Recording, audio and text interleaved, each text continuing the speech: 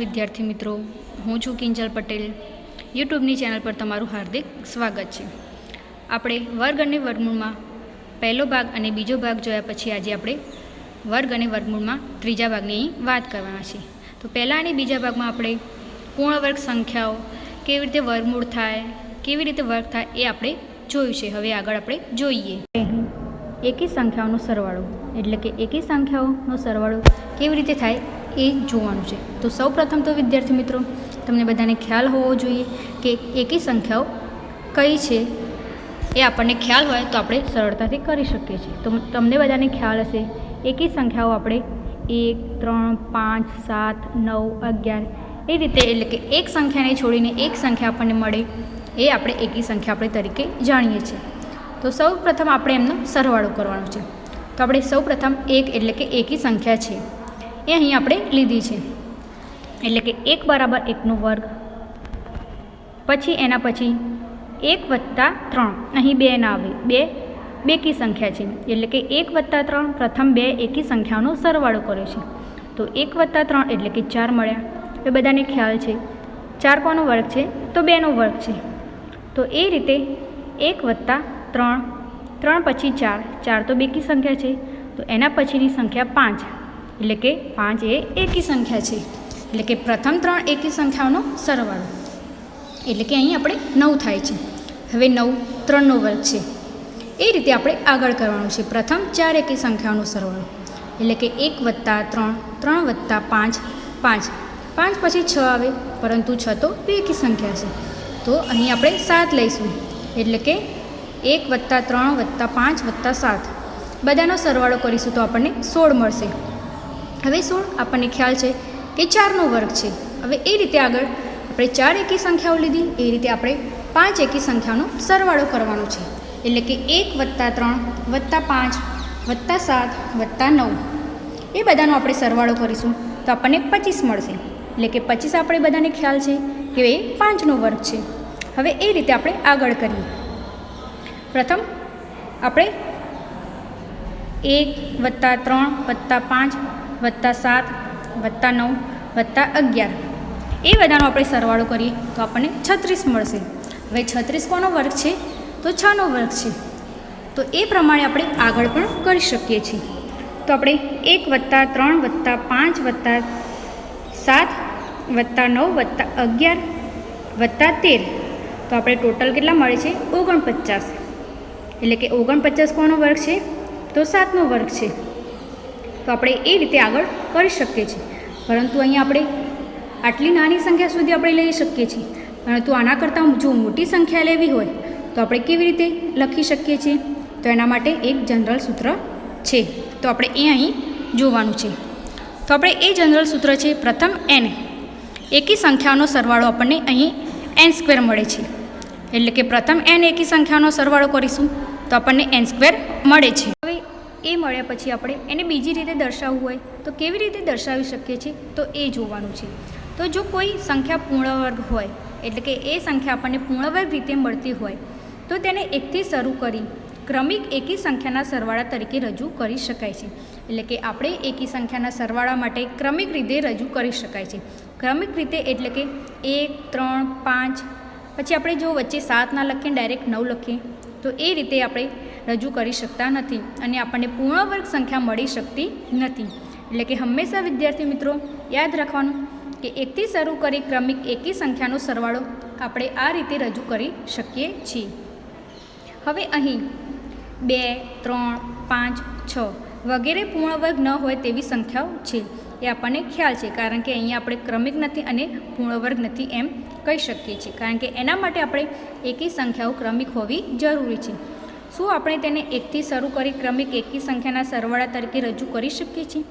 તમને સંખ્યાઓ અહીંયા આપેલી છે, તો આપણે 1થી શરૂ કરી ક્રમિક એકી સંખ્યાઓ છે તો આપણને 2 આપ્યા છે, તો 2 તો બેકી સંખ્યા છે.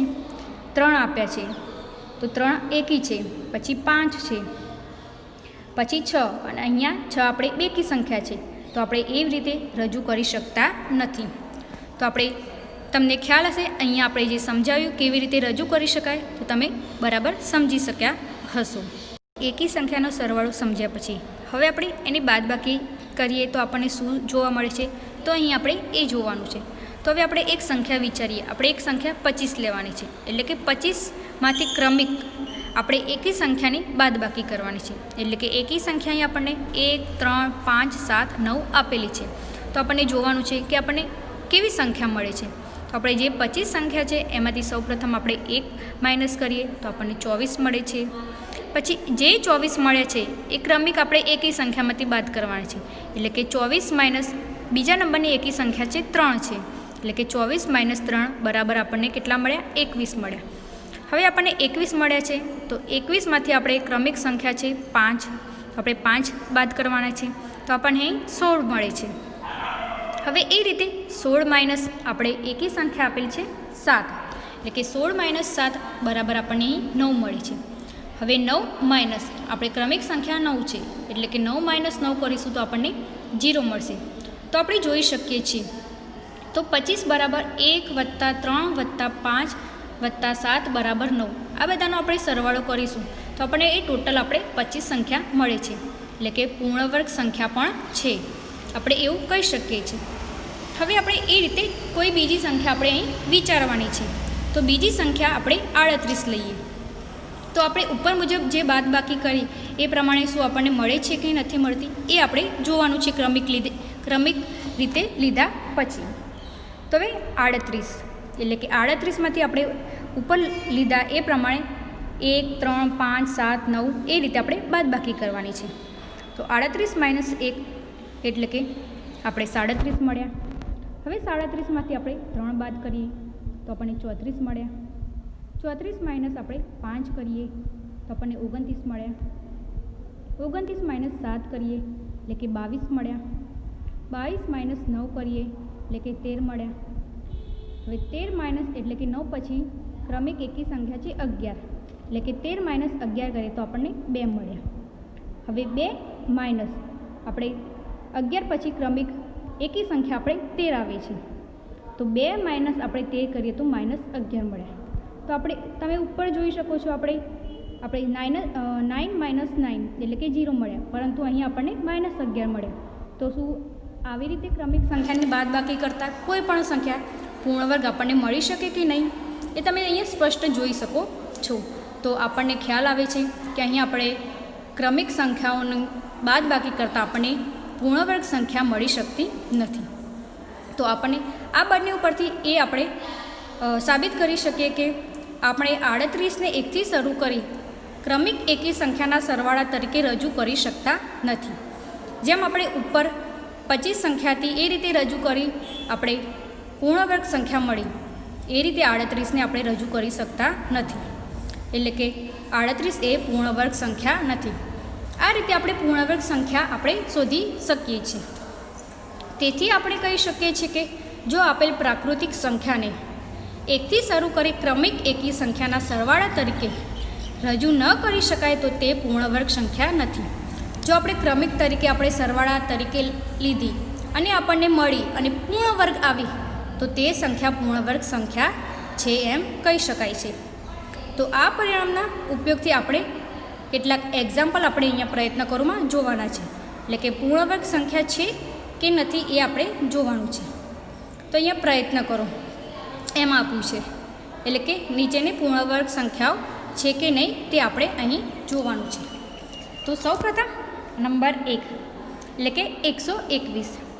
આપણે 121નો આપણને ક્યાં સુધી મળે એ આપણે જોવાનું છે.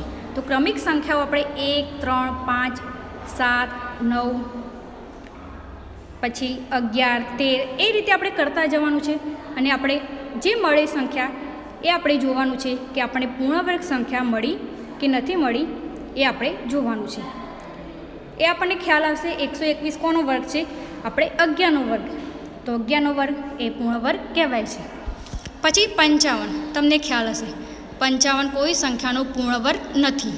અને તમે ક્રમિક સંખ્યા લઈને પણ આપણે ઉપર દર્શાવ્યું એ પ્રમાણે એકી સંખ્યાઓનો સરવાળો કરી એ રીતે પણ તમે શોધી શકો છો. તો નંબર 2 પૂર્ણ વર્ગ સંખ્યા નથી. અને અહીં નંબર 3 81 હા પૂર્ણ વર્ગ સંખ્યા છે. તો એ 9નો વર્ગ છે અને આપણે એકી સંખ્યાનો સરવાળો કરી એ પણ આપણે દર્શાવી શકીએ છીએ. હવે 49, તો 49 આગળ આપણે દર્શાવ્યું છે કે 7નો વર્ગ છે, તો એ પણ પૂર્ણવર્ગ સંખ્યા છે. અને લાસ્ટમાં 69, તો 69 કોઈ શું કહેવાય ટેબલમાં, એટલે કે ટેબલમાં આવતું નથી, તો એ પૂર્ણવર્ગ સંખ્યા નથી. તો આપણે સ્પષ્ટ જોઈ શકીએ છીએ કે કઈ પૂર્ણવર્ગ સંખ્યાઓ છે અને કઈ નથી. તો 121 છે, 81 છે ને 49 છે. તો વિદ્યાર્થી મિત્રો, મેં સમજાવ્યું એ પ્રમાણે તમારે આ ઘરે પ્રયત્ન કરીને તમારી નોટબુકમાં લખવાનું છે. એકી સંખ્યાઓનો સરવાળો જોયા પછી ક્રમિક પ્રાકૃતિક સંખ્યાઓનો સરવાળો કેવી રીતે થાય છે એ આપણે અહીં જોવાનું છે. તો સૌપ્રથમ આપણે પ્રથમ સંખ્યા અને બીજી સંખ્યા અહીં આપેલ છે. તો ક્રમિક પ્રાકૃતિક સંખ્યાઓમાં આપણે પ્રથમ સંખ્યા આપણે અહીં લીધી છે 3, એટલે કે 3નો વર્ગ -1 ભાગ્યા 2. અને અહીં આપણને ખ્યાલ છે કે 3નો વર્ગ 9 થાય. અને બીજી સંખ્યામાં આપણે 3નો વર્ગ +1 ડિવાઇડમાં 2, એટલે કે પ્રથમ સંખ્યામાં માઇનસ કર્યા છે અને બીજી સંખ્યામાં આપણે પ્લસ કર્યા છે. તો આપણને ખ્યાલ છે કે 9 બરાબર આપણે અહીંયા 4 + 5, એટલે કે કેવી રીતે આવ્યા છે એ આપણે અહીંયા દર્શાવ્યું છે. તો આપણે પહેલાં એ સમજી લઈએ. એટલે કે 3નો વર્ગ બરાબર આપણને ખ્યાલ છે 9 થાય, એટલે કે 9 - 1 એટલે કે 8 થયા. 8 ભાગ્યા 2 એટલે કે આપણને અહીંયા 4 મળ્યા, એટલે કે આપણને 4 સંખ્યા મળી ગઈ છે. એ રીતે બીજી સંખ્યા, એટલે કે 3નો વર્ગ એટલે કે 9 થયા. 9 + 1 એટલે કે 10. 10 ભાગ્યા 2 એટલે કે બધાને ખબર છે એટલે કે 5 આવે, એટલે કે આપણને બીજી સંખ્યા 5 મળી ગઈ. એટલે કે 9 બરાબર આપણને 4 + 5, એટલે કે 2 ક્રમિક સંખ્યાઓનો સરવાળો કરીએ તો આપણને પ્રાકૃતિક સંખ્યા આપણને મળી, એટલે કે 9 મળી. હવે એ રીતે 5નો વર્ગ, તો 5નો વર્ગ બધાને ખ્યાલ છે 25 થાય. તો 25, તો અહીંયા આપણે જે પ્રમાણે પ્રથમ સંખ્યા અને બીજી સંખ્યા કરી છે એ પ્રમાણે અહીંયા આપણે 5નો વર્ગ લેવાનો છે, એટલે કે 5નો વર્ગ -1 ભાગ્યા 2, અને પછી 5નો વર્ગ +1 ભાગ્યા 2. હવે 5નો વર્ગ બધાને ખબર છે કે 25 થાય. 25 - 1 એટલે કે 24 મળ્યા. 24 ભાગ્યા 2 એટલે કે આપણને પ્રથમ સંખ્યા આપણને 12 મળી. એ રીતે 5નો વર્ગ 25 + 1 એટલે કે 26 મળ્યા. 26 ભાગ્યા 2 એટલે કે 13 દુ 26, એટલે કે 25 એ ક્રમિક સંખ્યા 12 અને 13નો સરવાળો મળે છે આપણને. હવે એ રીતે આપણે 7નો વર્ગ શોધવાનો છે. તો બધાને ખ્યાલ છે 7નો વર્ગ અહીં 49 થાય છે. તો આપણે પ્રથમ સંખ્યા અને બીજી સંખ્યા લીધી છે, એ રીતે બાદબાકી અને સરવાળો કરવાનો છે. તો આપણે પહેલાં બાદબાકી કરીશું. 7નો વર્ગ -1 ડિવાઇડમાં 2 અને 7નો વર્ગ +1 ડિવાઇડમાં 2. તો 7નો વર્ગ 49 થાય, એટલે કે 49 - 1 એટલે કે 48 થયા. 48 ભાગ્યા 2 એટલે કે 24 દુ 48, એટલે કે આપણને અહીંયા પ્રથમ સંખ્યા 24 મળી. એ રીતે આપણે 7નો વર્ગ +1 એટલે કે 49 + 1 એટલે કે 50 મળ્યા. અને 50 ભાગ્યા 2 એટલે કે 25 દુ 50, તો આપણને 49 છે. તો આપણને 2 ક્રમિક સંખ્યાઓ એટલે કે 24 અને 25 બેના સરવાળાથી આપણને એ સંખ્યા અહીં મળે છે. તો હવે આપણે એ પ્રમાણે આગળની સંખ્યાઓ અહીં જોઈએ છીએ. તો અહીં 9નો વર્ગ છે, તો 9નો વર્ગ અહીં 81 આપેલ છે. એટલે કે 2 ક્રમિક સંખ્યાઓ આપણે આગળ કર્યું એ પ્રમાણે આપણને પ્રથમ સંખ્યા અને બીજી સંખ્યા લઈને કરવાનું છે. તો આપણે 40 + 41 એ બંને ક્રમિક સંખ્યાઓ મળી છે. હવે 11નો વર્ગ એટલે કે 121, એટલે કે 60 + 61. એ રીતે 15નો વર્ગ 225 બરાબર 112 + 113. તો આપણે આના ઉપરથી એ તારણ કાઢી શકીએ છીએ કે આપણે કોઈ પણ એકી સંખ્યાના વર્ગને, એટલે કે અહીં આપણે જે વર્ગ છે એ તમે જોઈ શકો છો એકી સંખ્યા છે. એટલે કે 3નો વર્ગ, 5નો વર્ગ, 7નો વર્ગ, 9નો વર્ગ, 11નો વર્ગ અને 15નો વર્ગ આ બધી એકી સંખ્યાનો વર્ગ છે. એટલે એકી સંખ્યાઓના વર્ગને 2 ક્રમિક પૂર્ણાંક સંખ્યાઓના સરવાળા તરીકે રજૂ કરી શકાય છે. એટલે કે આપણે જે સંખ્યાઓ 2 મળી એ કેવી મળી છે? ક્રમિક. અને એ બંનેનો સરવાળો મળે એટલે કે આપણને એ સંખ્યાનો વર્ગ મળી જાય છે. જે પ્રમાણે આપણે જોયું 4 + 5 12 + 13 24 + 25 40 + 41 60 + 61 અને 112 + 113 મળ્યું છે. પ્રયત્ન કરો.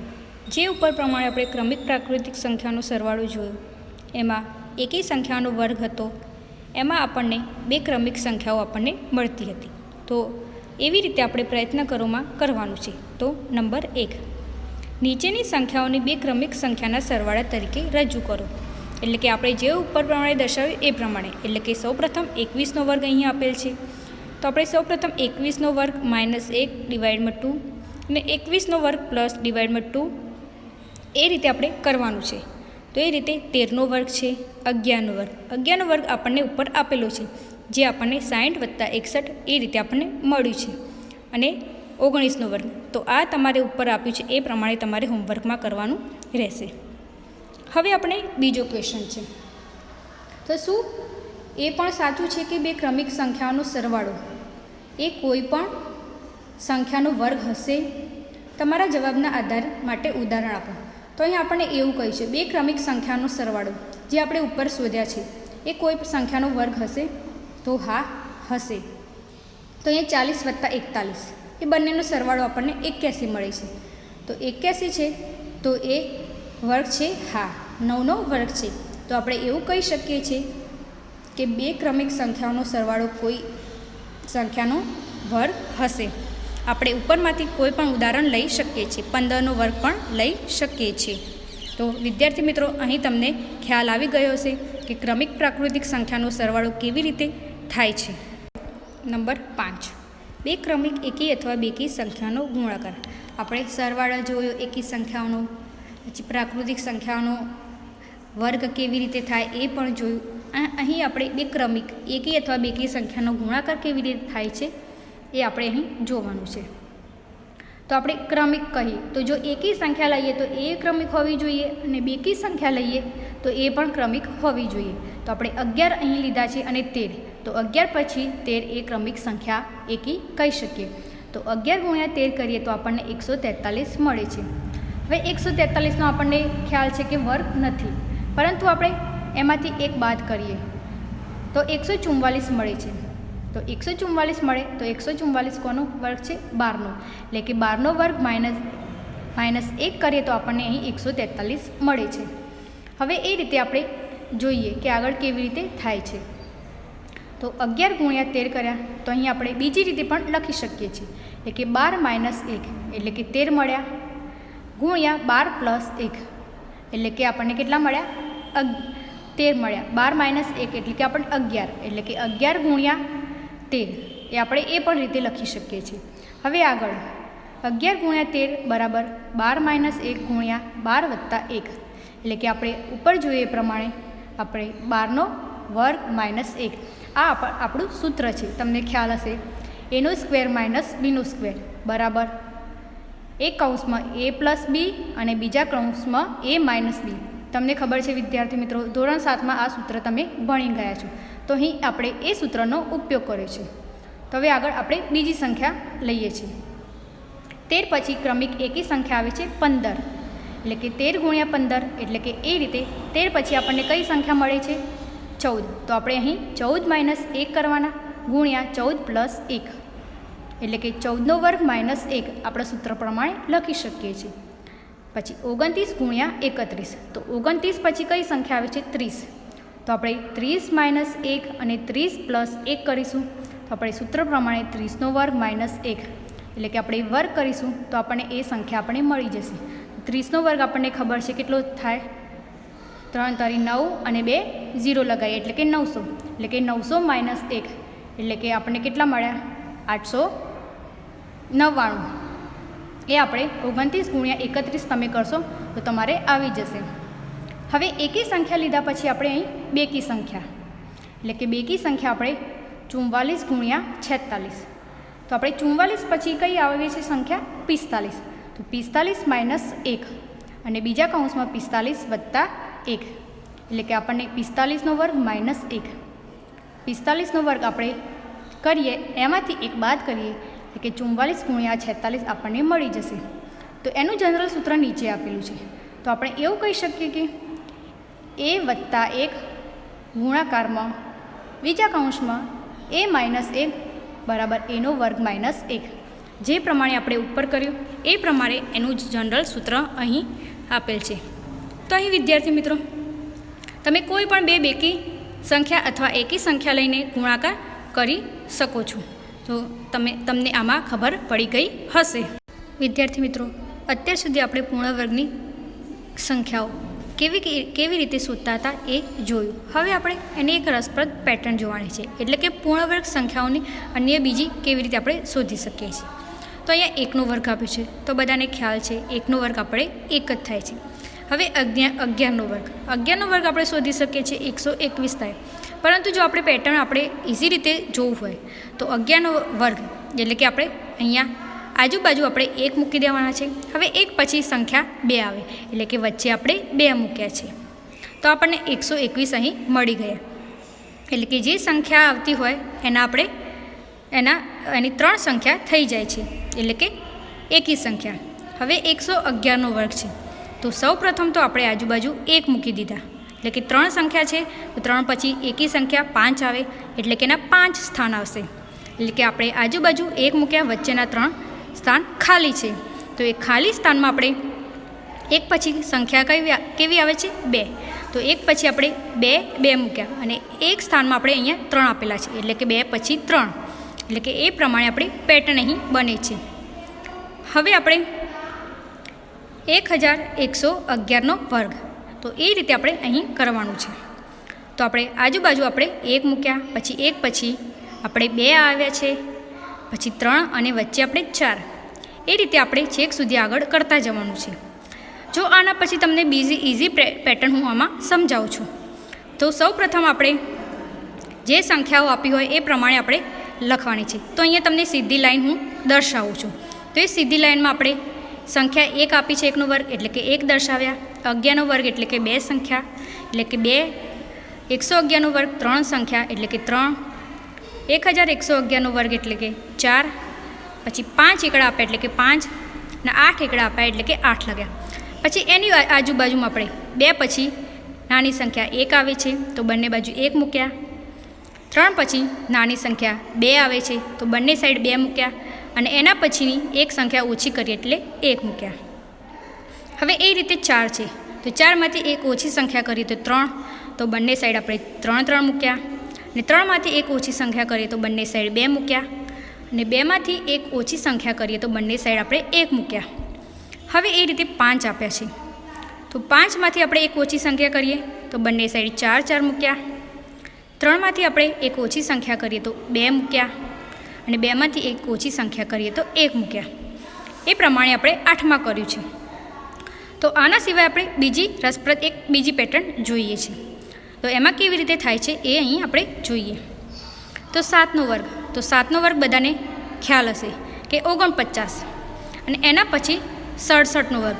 આ આપણે કરવો પડે, પરંતુ આપણે પેટર્ન રીતે આપણે ઇઝી ટ્રીકથી આપણે જોઈએ છીએ. તો 7નો વર્ગ 49 થાય, તો અહીંયા આપણે 67નો વર્ગ એટલે કે 2 સ્થાન આપ્યા છે, તો અહીંયા આપણે ટોટલ સ્થાન આવશે એ આપણે રાખવાના છે. તો સૌ પ્રથમ તો 4 છે, તો 4 મૂક્યા અને છેલ્લા એકમનો અંક એટલે કે 9 મૂક્યા. વચ્ચેના 2 સ્થાન છે, મેં 4 પછી 4 મૂકીશું અને 9માંથી 1 ઓછા કરીશું તો 8, એટલે કે 4489 આપણને મળ્યા છે. એ રીતે 667નો વર્ગ છે, તો એમાં અહીંયા 3 અંક આપ્યા છે, તો આપણે ટોટલ 6 અંક આવે. તો પહેલું અને છેલ્લું અંક એટલે કે 4 અને 9, અને 4 પછીના આપણે એના 2 ભાગ પાડવાના, એટલે કે 2 અહીંયા ભાગ અને 2 અહીંયા. તો આપણે 4 પછી આપણે 4 રાખીશું અને 9માંથી 1 ઓછા કરીશું તો આપણે 88 મૂક્યા. એ પ્રમાણે 6667નો વર્ગ કરવાનો છે. તો આગળ કર્યું એ પ્રમાણે 4 અહીંયા એકમ આપ્યા છે, તો અહીંયા આપણે 8 આવશે. હવે 8માંથી પહેલો આપણે એક અંક લઈશું 9 અને પછી 4. વચ્ચેના સ્થાન આપણે ખાલી છે, 6 સ્થાન ખાલી છે, એટલે કે એના ભાગ પાડ્યા. એટલે કે આપણે ડાબી બાજુ 4 મૂક્યા અને જમણી બાજુ 9માંથી 1 ઓછું કર્યું એટલે કે 8 મૂક્યા. હવે એ રીતે આપણે આગળ એ પેટર્ન કરતું જવાનું છે. તમને બધાને ખ્યાલ આવી ગયો હશે. હવે આવું કેમ બને છે તે શોધી કાઢવા તમે જ્યારે સક્ષમ બનશો ત્યારે મજા પડશે. આવું કેમ થાય છે? હવે આટલો મોટો ગુણાકાર તો આપણે કરી શકતા નથી. તો હવે પેટર્નો કેવી રીતે બનતી હશે એ આપણા મનમાં ઘણા પ્રશ્નો પણ થતા હશે. તો અહીં આપ્યું છે એ પ્રમાણે આપણે પ્રયત્ન કરવાનું છે. તો નીચે આપણે જે સંખ્યા દર્શાવેલ છે એ સંખ્યા મુજબ આપણે વર્ક કરો. તો પહેલો એક્ઝામ્પલ છે, એમાં વર્ગ આપેલા છે. આપણે જોવાનું છે કેટલા 11 આપેલા છે એ રીતે આપણે અહીં કરીએ છીએ. છે એમાં આપણે 11 એવી રીતે વર્ગ આપી છે. આપણે પહેલી પેટર્ન જોઈ એ પ્રમાણે. તો આપણે સૌપ્રથમ તો એકડાની સંખ્યા ગણી લેવાની, એકની સંખ્યા, એટલે કે આપણે ટોટલ અહીં 6 સંખ્યા આપેલી છે. તો આપણે આગળ કર્યું એ પ્રમાણે વચ્ચે 6 મૂકી દઈશું. પછી બંને સાઈડ આપણે એક સંખ્યા ઓછી કરીને 1 સુધી પહોંચીશું. તો આપણને જે સંખ્યા મળી એ પ્રમાણે આપણને મળી જશે. હવે બીજું છે, એમાં 11ની ગણતરી કરવાની. તો અહીં 7 આપેલા છે. તો આપણે વચ્ચે 7 મૂકીશું. 7 પછી બંને આજુબાજુ 1 ઓછા કરતા જવાનું છે, એટલે કે 6, 5, 4, 3, 2, 1 બંને સાઈડે મૂકતા જશું, એટલે કે આપણને એ સંખ્યા મળી જશે. તો આ વિદ્યાર્થી મિત્રો તમારે ઘરે હોમવર્કમાં કરવાનું છે. હવે એ જ રીતે આપણે બીજી પેટર્ન જોઈ એ રીતે આપણે કરવાનું છે. શું તમે બાજુની તરાની મદદથી આપેલી સંખ્યાનો વર્ગ શોધી શકશો? તો અહીંયા જે પ્રમાણે આપ્યું છે આપણે કેટલા સંખ્યા આપણે એના સંખ્યા સૌપ્રથમ ગણી લેવાની છે, અને એ સંખ્યા ગણ્યા પછી આપણે એ સંખ્યા આપણે અહીં જવાબમાં લખીશું. તો વિદ્યાર્થી મિત્રો, આઈ હોપ તમને આ વિડીયો મેં જે સમજાવ્યું છે તે તમને ખબર પડી હશે. તો મારો વિડીયો ધ્યાનથી સાંભળવો અને મારી ચેનલને લાઈક અને સબસ્ક્રાઈબ કરો. Thank you.